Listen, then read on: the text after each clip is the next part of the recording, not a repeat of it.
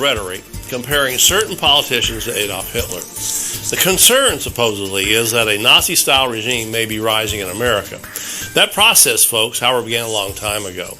In fact, following World War II, the U.S. government actually recruited Hitler's employees, adopted his protocols, embraced his mindset about law and order, slowly implemented his tactics, and began to lay the foundations for the rise of the Fourth Reich. Sound far-fetched?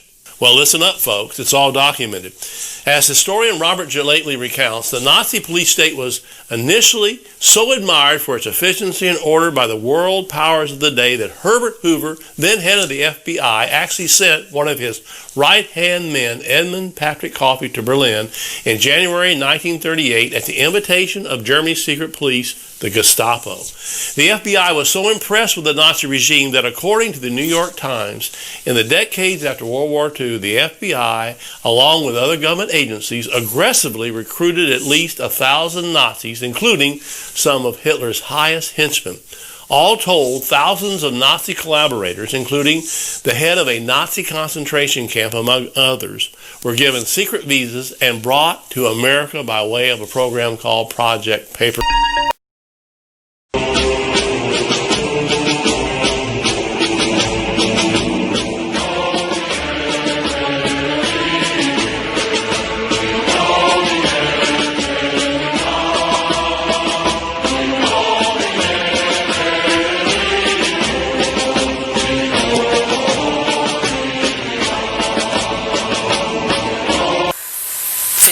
المنطقة العربية وهتنال الجميع. الوقت الحالي هو وقت ان احنا نتقي الله في البلد ونتقي الله في انفسنا، لان كلنا هنندم، لان احنا دلوقتي بنقدم بلداننا على طبق من فضة للاخرين، واحنا عارفين كويس جدا ان هم عاجلا ام اجلا كانوا هيشعلوا الحرب العالمية ابتداء من العام السابق، وهي محضر لها او مجهز لها حاليا، منتظرة شرارة الاشعال والكل الفصائل مستعدة ليها. يعني احنا بنشوف دلوقتي حاجات تحت مسميات وجبهات تحت مسميات جديدة وكذا تحت مسميات وحاجات بتتحرك هنا وحاجات بتتحرك هنا. مش عايزة اقول ان معظم الفصائل دي تم تكوينها عشان يتلعب بيها في الفترة الحالية في الحرب القادمة اللي هي قد تكون قريبة جدا وقد تكون خلال ايام. فارجو ان الناس ما تاخدش ده على انه نوع من التخويف او نوع من الرعب، لكن نبتدي حالا وفورا وبدون اي جدل ان احنا نرجع لثوابتنا الدينية، لان الحرب القادمة زي ما قلت على قد ما في امكانيات حرب وقوانين مختلفة، لكن 80% من اللي جاي يعتمد على الخداع ويعتمد على اضعافك انت من الداخل. لن يستطيع احد هزيمتك الا اذا انت هزمت من الداخل، وده اللي بيتعمل علينا، ويعتمد على إضعافك أنت من الداخل. لن يستطيع أحد هزيمتك إلا إذا أنت هزمت من الداخل.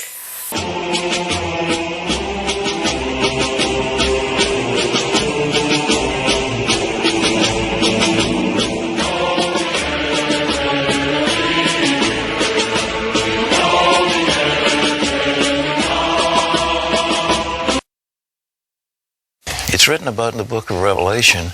Could it ever happen? The answer is, unfortunately, yes.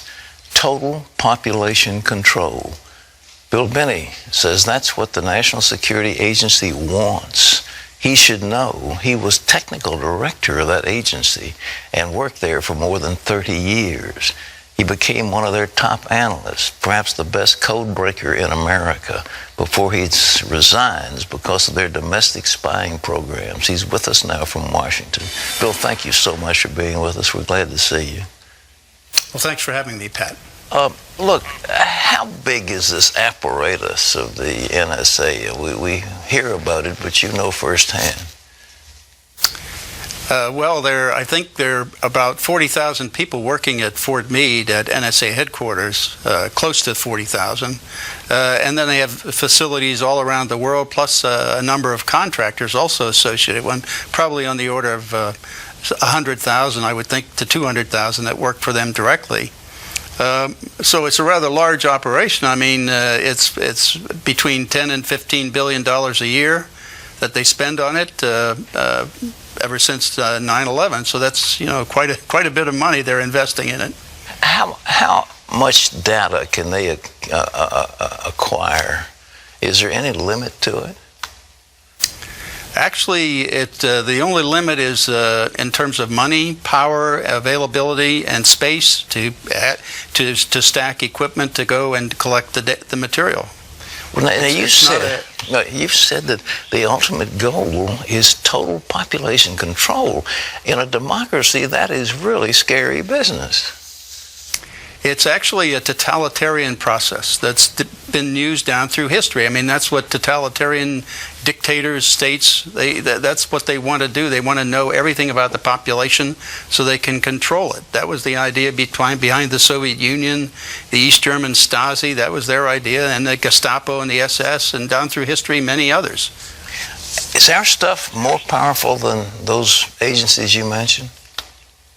Yeah, unfortunately it is. That's the real problem I see, is that the capacity is, when you're looking at electronic activity of individuals, like when you use a credit card, or when you make a phone call or email anybody on the internet, or do chatter on the internet, that can be monitored in near real time if they're necessary. Otherwise, they can capture it, collect it, store it, and then retroactively analyze it. So it's something that it provides the opportunity to monitor everybody in the country, in fact, most everybody in the world, in near real time throughout the day. And that's really a 1984 on steroids, really.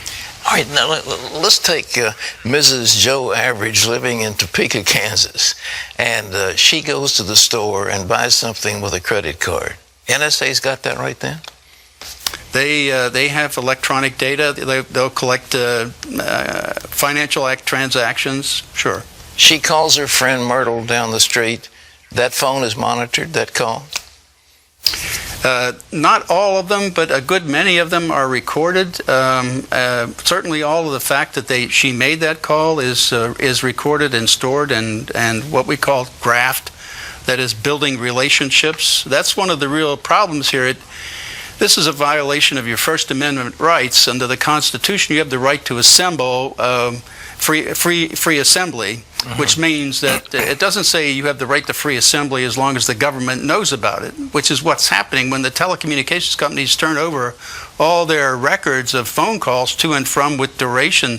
That tells them everybody you're contacting, your whole social network on the phone, because it's a simple matter of doing a reverse lookup to see who that is that you're calling.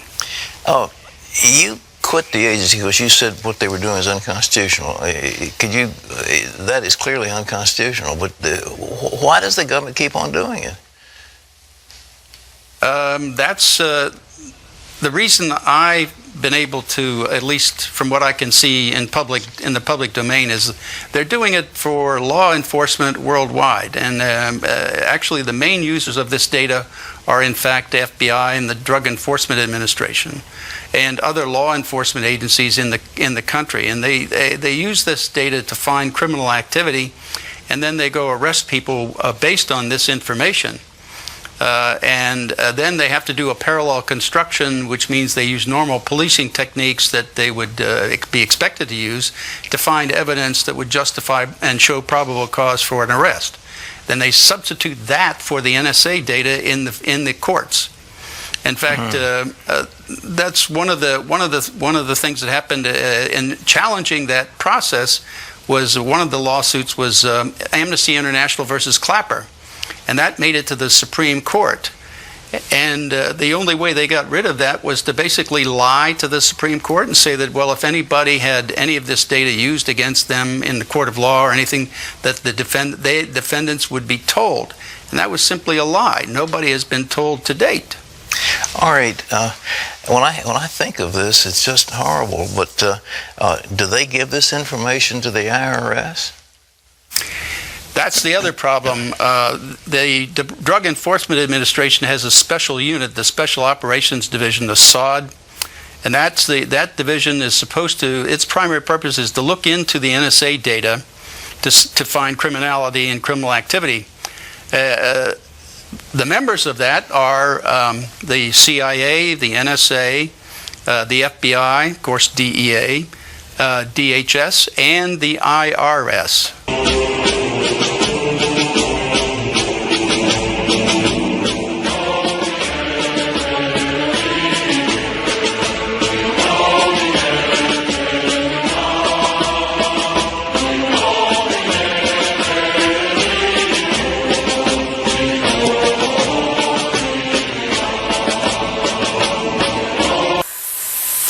في المنطقة العربية وهتنال من الجميع. الوقت الحالي هو وقت ان احنا نتقي الله في البلد ونتقي الله في انفسنا، لان كلنا هنندم، لان احنا دلوقتي بنقدم بلداننا على طبق من فضة للاخرين، واحنا عارفين كويس جدا ان هم عاجلا ام اجلا كانوا هيشعلوا الحرب العالمية ابتداء من العام السابق، وهي محضر لها او مجهز لها حاليا، منتظرة شرارة الاشعال وكل الفصائل مستعدة ليها. يعني احنا بنشوف دلوقتي حاجات تحت مسميات وجبهات تحت مسميات جديدة وكذا تحت مسميات وحاجات بتتحرك هنا وحاجات بتتحرك هنا. مش عايزة اقول ان معظم الفصائل دي تم تكوينها عشان يتلعب بيها في الفترة الحالية في الحرب القادمة اللي هي قد تكون قريبة جدا وقد تكون خلال ايام.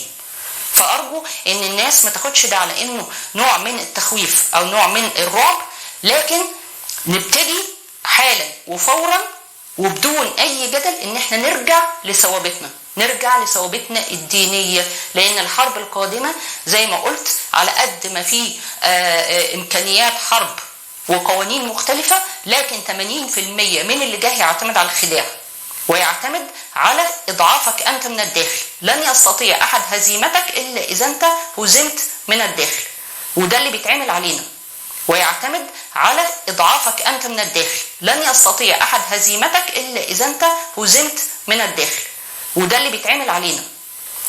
احنا حاليا حدودنا ومعظم البلدان اللي حوالينا حدودنا محاصرة ومخترقة، هي دي الحقيقة. بلداننا داخليا مخترقة، اوضاعنا غير ثابتة اقتصاديا ولا سياسيا ولا كذا.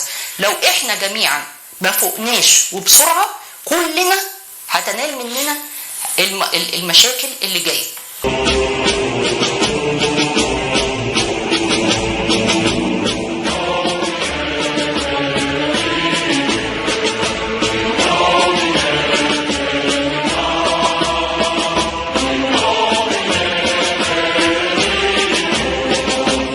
اتكلمت عن حاجات كتير، اللي احنا اتكلمنا عليه اللي هي الفوضى العريمة اللي احنا فيها، تفكيك الانسان من الداخل، ده من احد الخطوات الاساسيه اللي اتعمل عليها حاجات كتير تقنيا ونفسيا وكذا، والاعلام والافلام وصرف الشباب للحاجات السطحيه والتوافه، وضرب الاديان من الداخل، وضرب المفهوم الدين نفسه والتطرفات الدينيه وكذا وكذا وكذا، بحيث ان انت تخلق مجموعه من الموزايك الكتير اللي تنزلها تخبط في بعض، ضرب الشعوب ببعضها. تاني حاجة فصل الإنسان التام عن تاريخه وأصوله. عشان كده هنلاحظ ان احنا عبر التاريخ، وده كان وراه برضو الأيدي الماسونية أو الأيدي اللي هي العدو الأساسي أو الأيدي حزب الشيطان، انك انت عبر التاريخ في جميع الحروب والثورات كانت أول حاجة بتدمر المكتبات ودور الوثائق.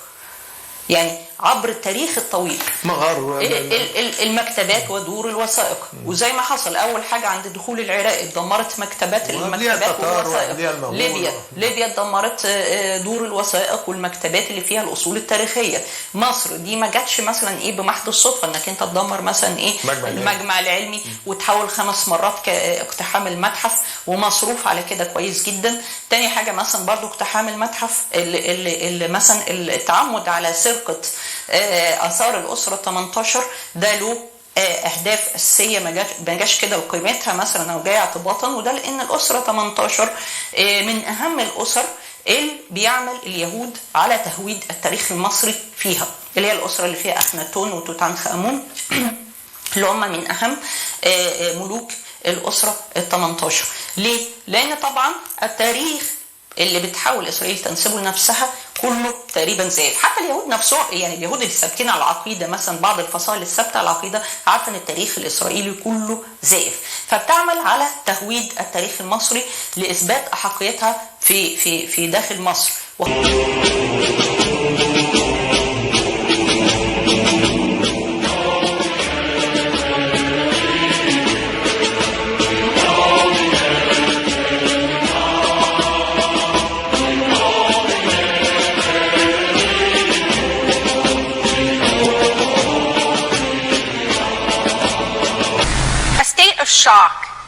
is not just what happens to us when something bad happens. It's what happens to us when we lose our narrative, when we lose our story, when we become disoriented.